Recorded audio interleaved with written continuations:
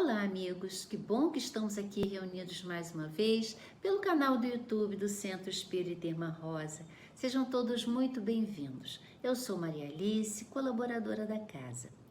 Dando continuidade ao temário de dezembro, cujo título é O Espiritismo para Todos, temos a grata alegria de receber a nossa irmã, também colaboradora do CEIR, Miriam Nascimento, que hoje estudará conosco o capítulo 16 do Evangelho segundo o Espiritismo, intitulado Não se pode servir a Deus e a Mamon, no seu item 5, a parábola do mal rico. Antes, porém, vamos ler a nossa página edificante e fazer a nossa prece inicial. A página escolhida de hoje é do livro Sinal Verde, de Francisco Cândido Xavier, pelo espírito André Luiz. A lição de número 26, intitulada Em torno da felicidade.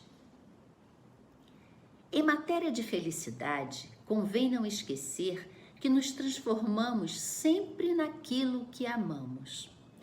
Quem se aceita como é, doando de si a vida, o melhor que tem, caminha mais facilmente para ser feliz, como espera ser.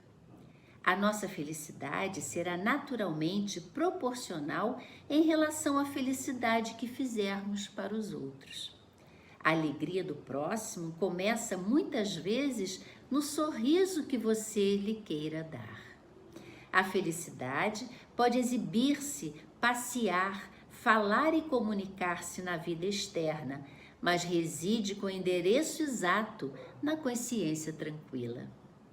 Se você aspira a ser feliz e traz ainda consigo determinados complexos de culpa, comece a desejar a própria libertação, abraçando no trabalho em favor dos semelhantes o processo de reparação desse ou daquele dano que você haja causado em prejuízo de alguém.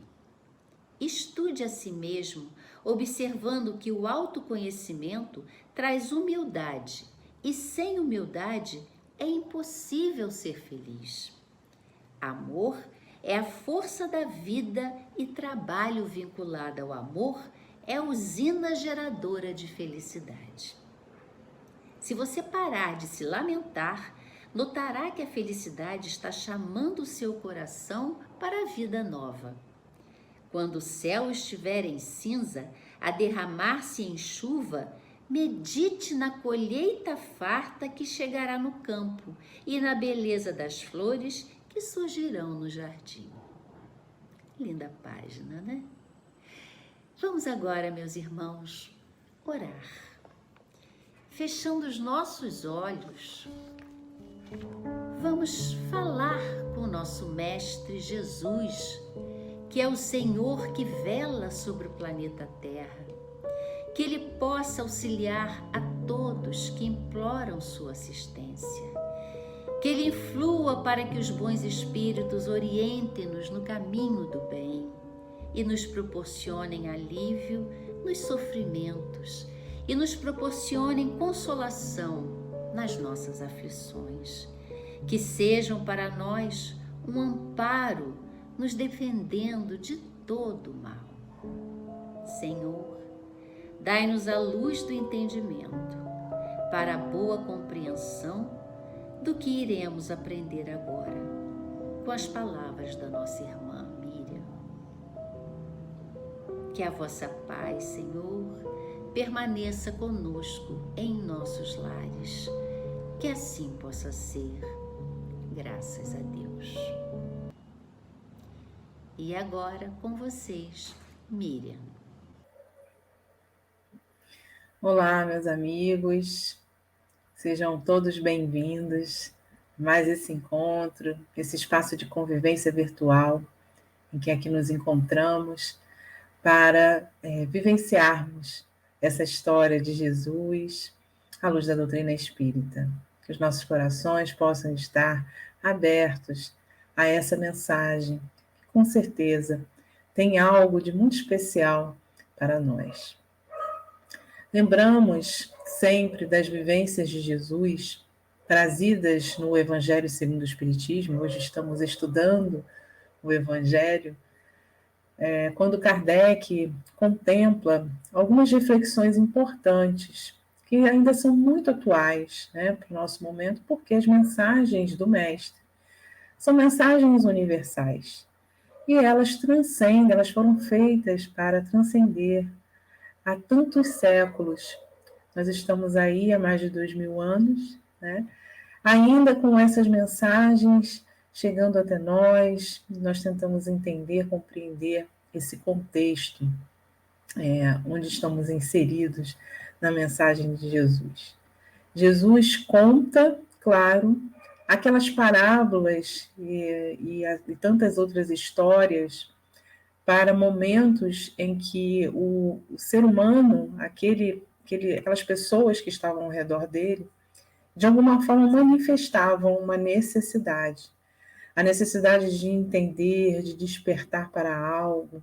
Jesus não estava ali para dar lição de moral em ninguém. Ele estava ali para oferecer algo diferente, uma ideia nova, uma forma nova de enxergar aquele acontecimento. E assim proporcionar àqueles que o escutavam, àqueles que de alguma forma tentavam também compreender o que se passava, de começar a observar os seus próprios pensamentos e sentimentos. Então, quando nós nos deslocamos para aquela época de Jesus, através das orientações históricas, né, que temos, nós vamos ver sempre um cenário muito bucólico, um cenário de guerra, um cenário de disputa de poder, um cenário agrícola, né, que está ali com elementos da natureza, com animais, com alguma simplicidade, ao nosso ver, já depois de tanto progresso, né, que nós temos, a diferença que tem ali daquelas regiões ainda muito simplórias, né, da época de Jesus. E quando nós estamos dentro desse cenário, nós começamos a entender um pouco mais os símbolos, né? A simbologia que Jesus usa, porque ele usa a linguagem da época, ele, obviamente, a época que ele estava, para que as pessoas pudessem interagir naquela história, se ver. Eu me vejo como personagem dessa história, eu estou entendendo, né? Porque eu conheço muito bem esse cenário, eu me sinto confortável para poder também interagir. Mas esse cenário traz alguns simbolismos que têm muito a ver com o nosso presente. E essa parábola do mal rico ou do rico e Lázaro vem trazer para nós algumas reflexões desse capítulo 16, em que ele está ali falando, né, não se deve amar a Deus e a Mamon com o significado do dinheiro, né, do bem material, para nos fazer pensar quais são as nossas verdadeiras propriedades. Qual é o verdadeiro uso da riqueza? Será que a riqueza ela veio realmente como algo para nos devastar, para nos tentar, nos levar ladeira abaixo? Será que essa prova da riqueza ela tem algum intuito bom? Será que nós conseguimos enxergar as desigualdades das riquezas na nossa sociedade? Será que nós conseguimos nos enxergar com um enorme potencial, com inúmeros talentos, com uma riqueza que não está somente no ouro ou no dinheiro ou em questões de opulências materiais, né, em geral, mas está em muitos outros aspectos. E é esse o convite que a gente vai chamar hoje para a nossa conversa, né, para a gente poder tentar enxergar o que está por trás dessa mensagem de Jesus. Então, Kardec ele traz justamente essa parábola dentro de toda essa informação, dessa reflexão sobre a nossa relação com as questões materiais, né? Com aquilo que faz parte do mundo material, no qual encarnamos, né? E reencarnamos por uma necessidade. O bem material como algo necessário, como algo útil para a nossa vivência e sobrevivência, né? Mas como é essa relação que nós temos? Então, é muito interessante, porque nós vamos pedir licença aqui para ler a parábola, porque ela tem, assim, muito rica de detalhes, né? E eu não vou saber aqui descrever, assim, com tantos detalhes, né? Como Lucas, porque está lá no Evangelho de Lucas, e ele, então, vai narrar para nós, e a gente vai ler aqui, depois a gente vai pegar alguns aspectos. Num primeiro momento, alguns aspectos que a doutrina espírita está aqui trazendo, algumas considerações sobre como a gente pode fazer esse link, né, dos aspectos das considerações espíritas dentro dessa passagem. E também depois falar, então, do aspecto da mensagem moral, o que vem por trás dessa mensagem que Jesus vem trazer para nós. Então, começa lá a parábola do mal rico. Ele diz lá no item 5, Lucas, no capítulo 16, versículo 19 a 31. E ele diz assim para nós: havia um homem rico que vestia púrpura e linho e se tratava magnificamente todos os dias. Havia também um pobre, chamado Lázaro, deitado à sua porta, todo coberto de úlceras, que muito estimaria poder mitigar a fome com as migalhas que caíam da mesa do rico. Mas ninguém lhes dava, e os cães lhe vinham lamber as feridas. Ora, aconteceu que esse pobre morreu e foi levado pelos anjos para o seio de Abraão. O rico também morreu e teve por sepulcro o inferno. Quando se achava nos tormentos, levantou os olhos e viu de longe Abraão e Lázaro em seu seio, e exclamando disse essas palavras: Pai Abraão, tem piedade de mim e manda-me Lázaro, a fim de que lhe molhe a ponta do dedo da água para me refrescar a língua, pois sofro horrível tormento nessas chamas. Mas Abraão lhe respondeu: Meu filho, lembra-te de que recebeste em vida teus bens e de que Lázaro só teve males. Por isso, ele agora está na consolação e tu nos tormentos. Ao demais, existe para sempre um grande abismo entre nós e vós, de sorte que os que queiram passar daqui para aí não podem, como também ninguém pode passar do lugar onde estais para aqui. E então, Lucas finaliza. Disse o rico: Eu então te suplico, pai Abraão, que o mandes à casa de meu pai, onde tenho 5 irmãos, e dá-lhes testemunho dessas coisas, a fim de que não venham também eles para este lugar de tormento. Abraão lhe retrucou: Eles têm Moisés e os profetas, que os escutem. Não, meu pai Abraão, disse o rico. Se algum dos mortos for ter com eles, farão penitência.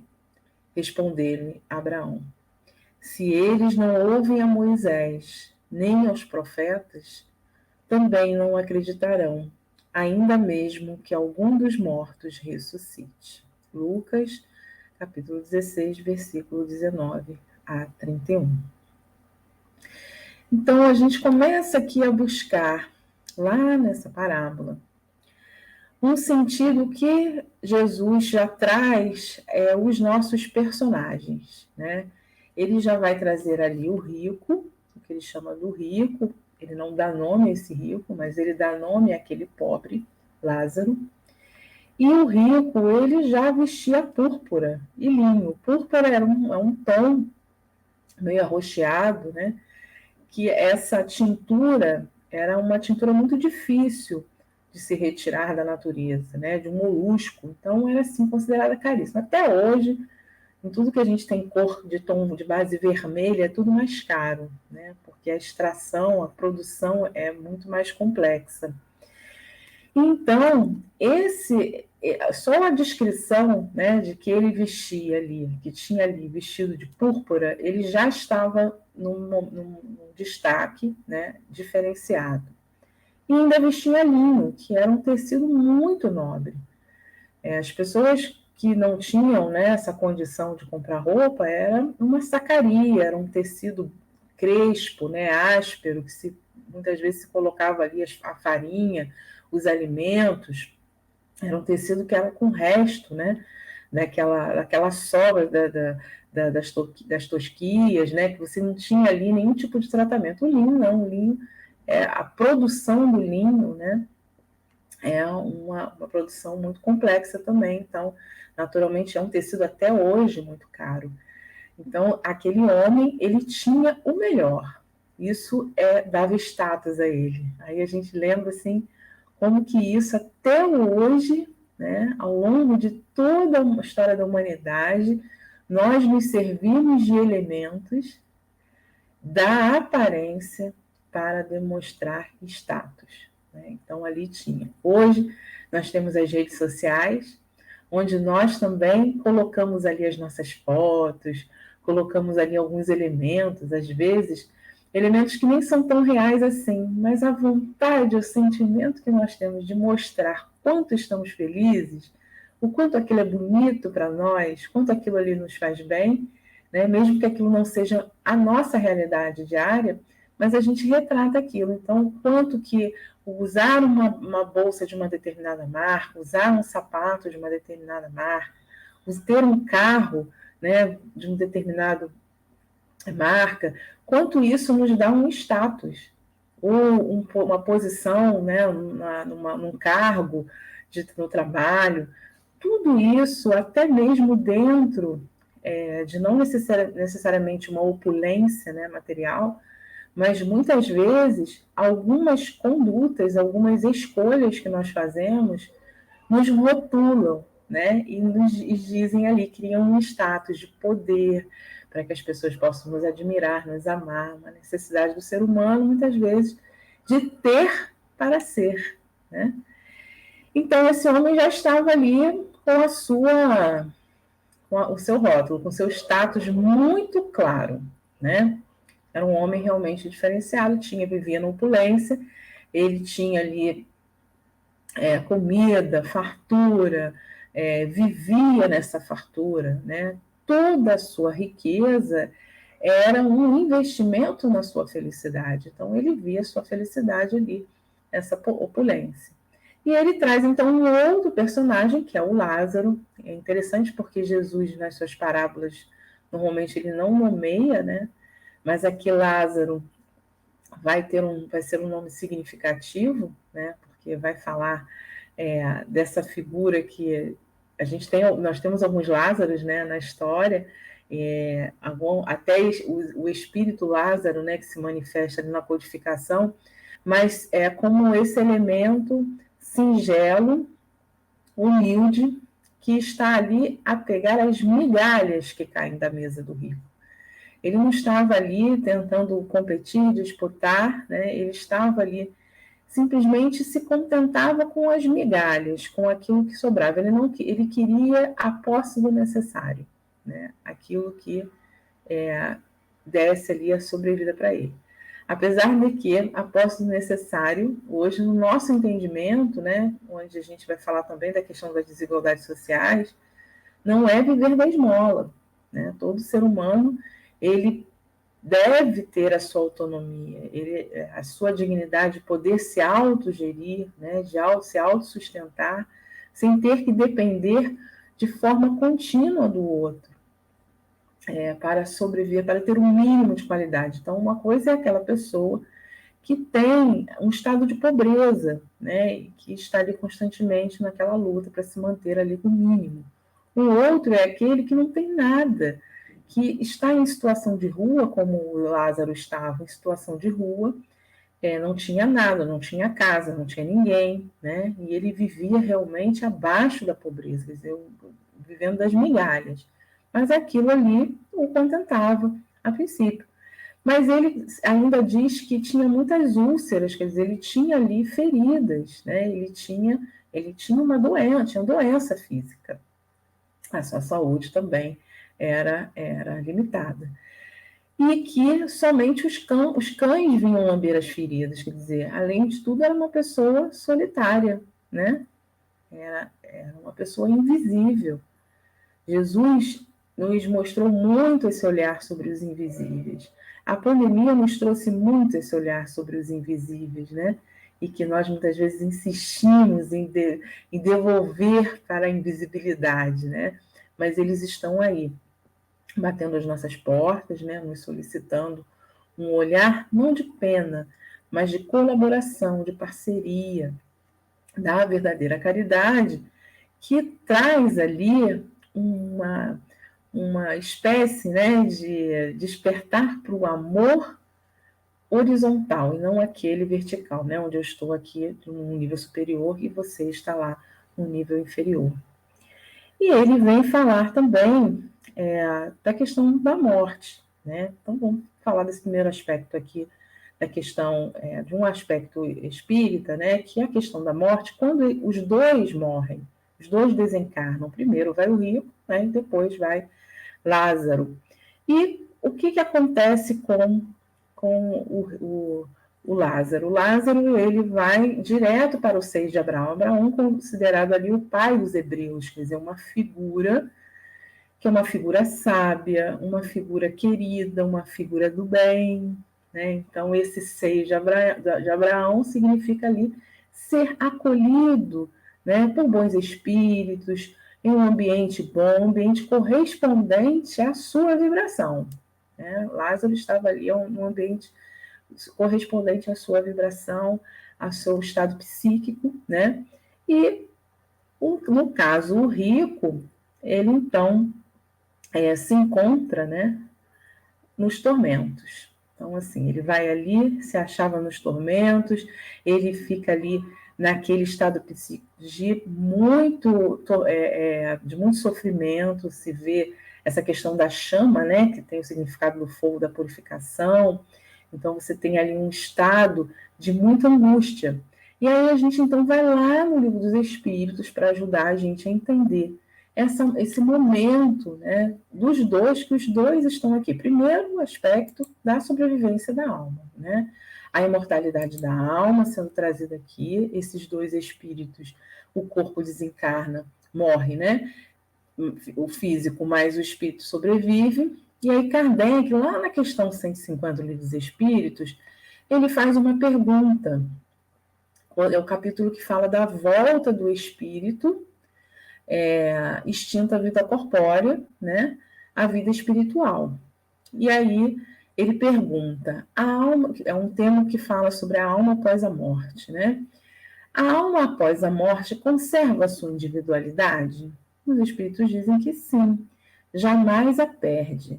Que seria ela se não a conservasse? E aí Kardec continua.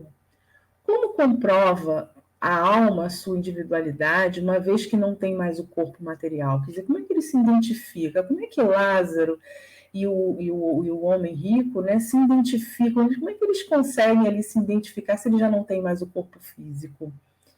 Continua a ter um fluido que lhe é próprio, aurido na atmosfera, no seu planeta, e que guarda a aparência da sua última encarnação, seu perispírito. Então, o espírito ali se vê com a sua aparência, né? Com a sua última a aparência da sua última existência. E aí ele faz a última pergunta. Se o espírito leva algo, né, consigo daqui, desse mundo terreno para o mundo espiritual. Eles olham, somente a alma não leva nada, né? O corpo físico fica e nós não levamos nada material. E aí a gente começa a entender por que esse espírito está lá, é uma realidade que está constatada aqui na história de Jesus, né, da imortalidade e desse estado que o espírito se encontra. E ele, então, a gente já vê o estado como cada um chegou. Chegamos exatamente do jeito que saímos daqui, com as mesmas preocupações, com as mesmas alegrias, né? Mas o despertar de cada um, o reconhecimento de si mesmo, a situação em que chegamos, aí é cada um do seu jeito, né? Cada um conforme a sua condição.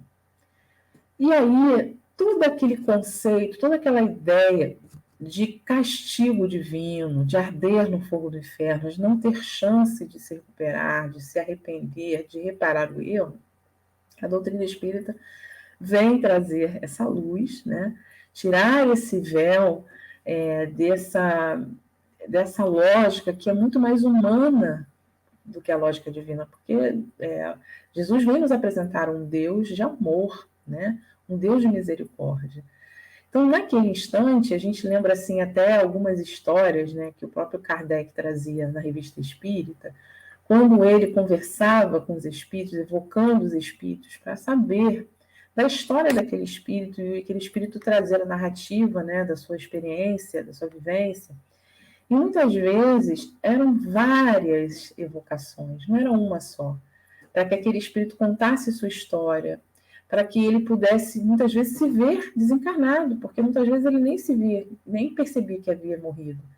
E aí, aos poucos, ele começar a pensar sobre a sua vida, começar a fazer toda aquela recapitulação, começar a perceber aquilo que foi desperdiçado, aquilo que foi aproveitado, e qual caminho seguir à frente, né? Não era assim, ó, magicamente o espírito desperta do outro lado, olha, já sei quem eu sou, o que eu fiz. Raríssimos casos, né? Kardec traz também alguns casos raros desses espíritos mais conscientes. Mas, normalmente, há um tempo, há um período para que nós possamos trabalhar esse processo dentro de nós.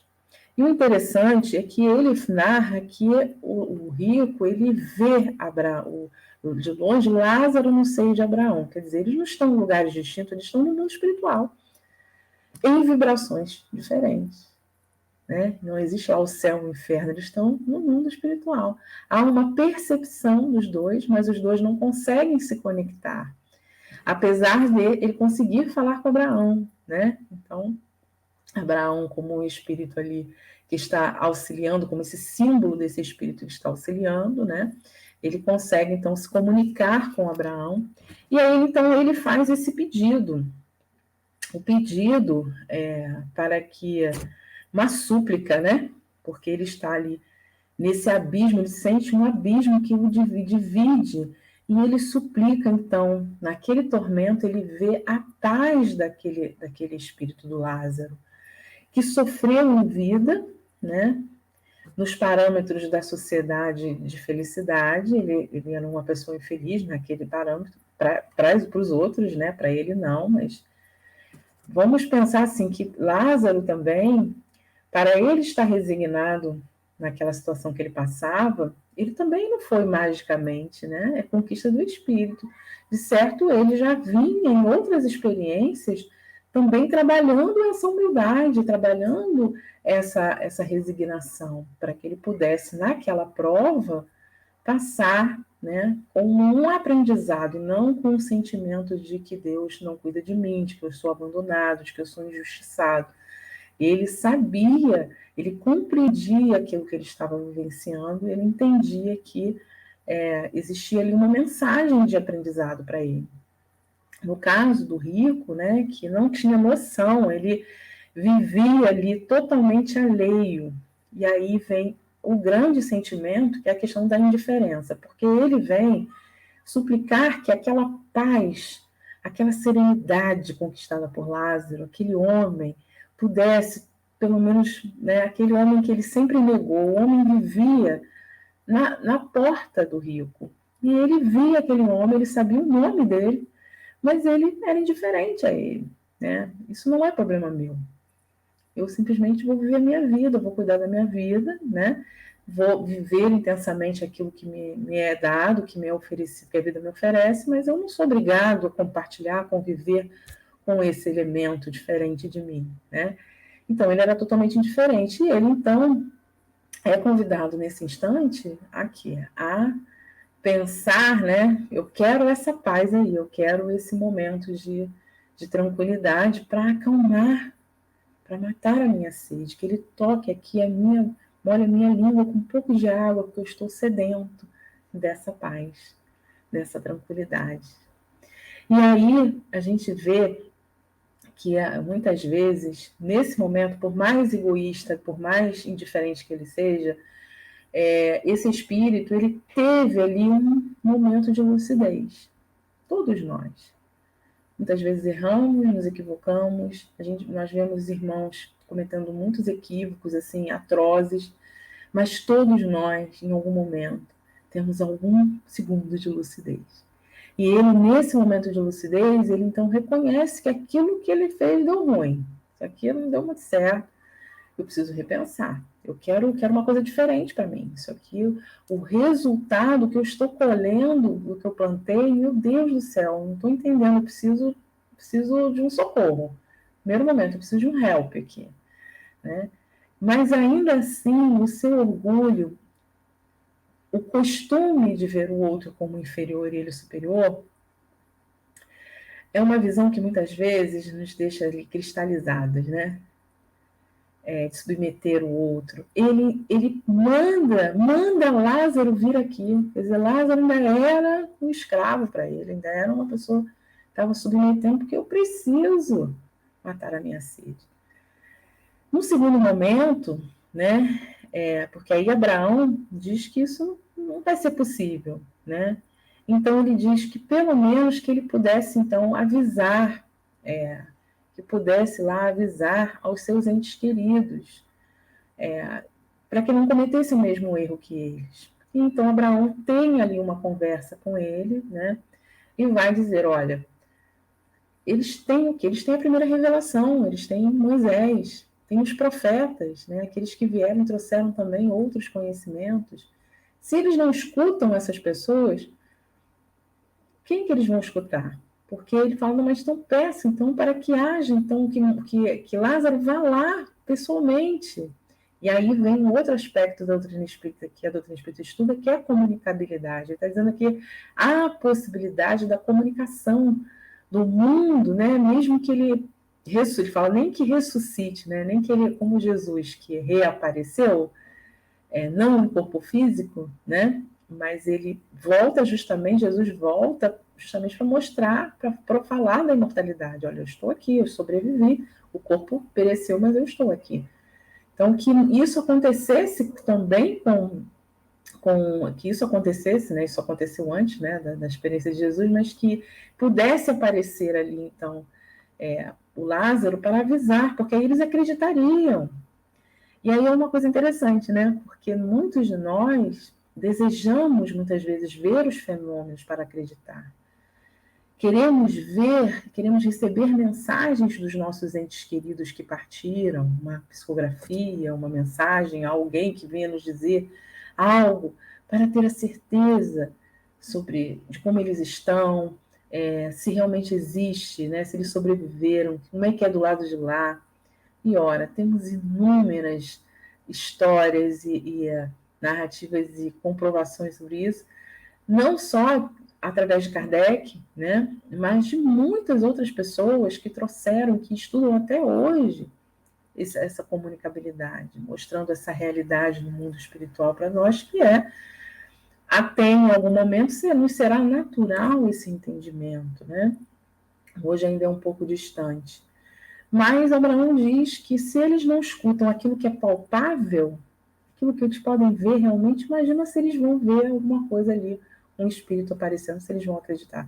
Não significa o fato de ver e de ler algo, de saber que a pessoa vai passar a acreditar ou que ela vai passar a entender a mensagem. Porque não basta você saber que isso existe, é preciso entender a mensagem.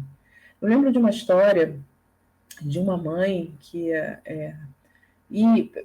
o filho havia desencarnado e ela então havia um médium que escrevia, né, as cartas como o Chico fazia, e ela ia todo mês recebia uma carta do filho.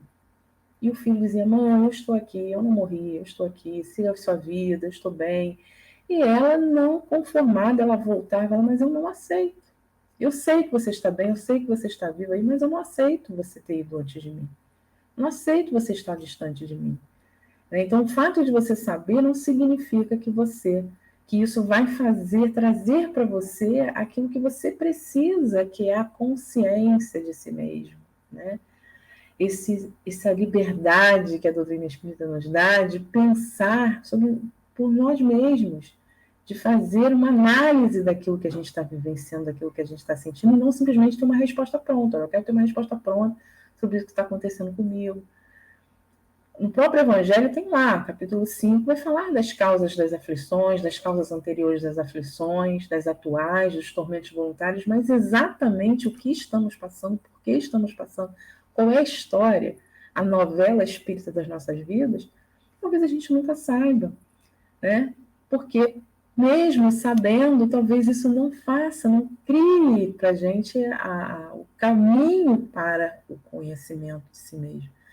Então, não necessariamente essa informação ia fazer, e é isso que Brown fala, né, que o momento de alívio para ele seria realmente o momento do arrependimento, ele se arrepende ali, ele começa o processo do arrependimento, mas há que se passar pelo momento da reparação, para que ele possa, então, e aí vem a reencarnação como essa ferramenta de reparação, mas também de experiências novas, né? Não estamos aqui só para reparar, estamos para experimentar coisas novas, coisas que vão acrescentando, aprendendo, como um aluno que vai estudando e vai acrescentando lá na sua experiência e conhecimento de muitas coisas importantes lá dentro da sua vida, né? E aí, para a gente finalizar, a gente traz uma reflexão que talvez seja uma das mensagens principais que Jesus quer passar para nós nessa história, né? Vamos ver se vocês concordam comigo, pelo menos me chamou a atenção. Ele vai falar da indiferença, desse sentimento de indiferença, que naquele contexto, o contexto daquela época, era pertinente e hoje ainda nos é, né? Muito presente nas nossas vidas. Nós, normalmente, por uma questão de sobrevivência, ainda muito presos aos nossos instintos de sobrevivência, nos fechamos em bolhas sociais, nos nossos relacionamentos, criamos os nossos formatos, as nossas regras. E dificilmente conseguimos, quando estamos muito mergulhados nessa bolha, né, seja por medo, seja por uma questão de querer segurança, por conforto, né, os jovens que falam muito isso, né, a zona de conforto, nós não enxergamos o que está fora, né? Nós não enxergamos, somos indiferentes àqueles que estão lá fora. Isso não é um problema meu, não estou passando por isso. Então, né? A pandemia só nos abalou porque saiu lá da China. Porque se tivesse continuado na China, a gente talvez nem fosse tão... Isso talvez não mexesse tanto com a gente. Foi preciso que mobilizasse o mundo inteiro para que todos pudessem se tocar, né? E parar para pensar como isso tocou a cada um de nós. E a gente vê que muitos países estão com algumas deficiências, com algumas questões que estão retornando, e nós continuamos indiferentes a algumas questões. Indiferente à dor daquele que mora conosco, que habita o nosso lar. E aí Jesus traz essa reflexão também da riqueza, não só no sentido material. Ora, o conhecimento é riqueza, a saúde é riqueza, a púrpura, a roupa, né, de linho e púrpura, como a gente falou lá dos nossos status, o que é que eu tenho no meu de tesouro? Vamos parar para pensar agora. O que você tem de tesouro? O que você tem de precioso que muitas vezes o outro não tem? E aí o mal rico não é necessariamente ser uma pessoa má e que é rica, né? Mas é usar mal a riqueza, é usar mal aquilo que nós temos. Então, o que eu tenho que muitas vezes eu vejo que o outro não tem? E eu julgo, eu critico, eu condeno por isso. Mas eu não uso a minha riqueza, que muitas vezes é o meu discernimento no meio de uma família que eu considero desequilibrada. Né? O conhecimento que eu tenho, que muitas vezes eu me sinto arrogante, porque como assim você não entende isso? Tão fácil de entender, né? Muitas vezes o tempo que eu tenho, a disponibilidade que eu tenho, mas eu não posso gastar com nada, mais nada. Minha prioridade sou eu. Eu não posso dedicar, né? A mais ninguém. Enfim, tantas riquezas. Esse momento a gente se pergunta: que riquezas eu tenho? e que riquezas eu levo para um ano novo que vem surgindo. Nós estamos no final de um ano, fazendo planos para o ano que vem, para o novo ano. Um ano sempre de muitos desafios, né? Vamos combinar, muitas provas e expiações, a gente tem muitos desafios. O que eu estou levando de tesouro, de talento, de riqueza minha para usar bem? E aí, quando muitas vezes fazemos o bem e não somos correspondidos, reconhecidos, às vezes a gente endurece. A gente não quer fazer, a gente desacredita do bem. E aí, Emmanuel, no livro Consolador, na questão 180, ele diz assim: a indiferença nas manifestações, é uma pergunta, né? A indiferença nas manifestações de sensibilidade afetiva, dentro dos processos de evolução da vida na Terra, nas horas de dor e de alegria, é atitude justificável como medida de vigilância espiritual? Quer dizer, eu me isolo, eu não quero me envolver, eu não quero. Fiquei chateado porque eu fiz o bem e me devolveram com alguma coisa ruim, né? E aí ele diz: a indiferença que se traduz por cristalização dos sentimentos é sempre perigosa para a vida da alma. Todavia, existem atitudes no domínio da exteriorização emocional que se justificam pela nobreza de suas expressões educativas. Então, vão existir momentos em que nós vamos ser indiferentes porque a gente fica cansado de ver aquilo. A gente se cansa, é uma cena repetida, a gente se acostuma com aquilo. E a gente não para ter esse olhar, né? Então, eu fico indignado com a situação, mas eu não tenho, às vezes, forças ou condições, ou não crio condições para mudar aquela situação. Eu só quero reclamar, né? O que eu posso fazer mediante isso? O que está dentro do meu controle? O que está fora do controle não tem jeito, mas o que eu posso fazer sobre isso? Então, esse olhar, essa nova era, esse novo ano que chega, né? A gente precisa fazer planos sim, mas os nossos planos, eles precisam ter esse olhar da coletividade, eu enquanto indivíduo, olhando para o mundo que convive comigo, para aquele ente querido que divide o lar comigo, e que é difícil pra caramba. E que às vezes dá vontade da gente dizer assim, olha, vou pegar o evangelho e vou ficar no meu canto aqui, porque não tem jeito. Mas quando eu escolho viver o evangelho junto a esse ente querido, aí sim, aí eu saio da minha bolha, né? E aí é um exercício de amor, e isso serve para qualquer tipo de relacionamento nosso. Então, meus irmãos, finalizamos aqui.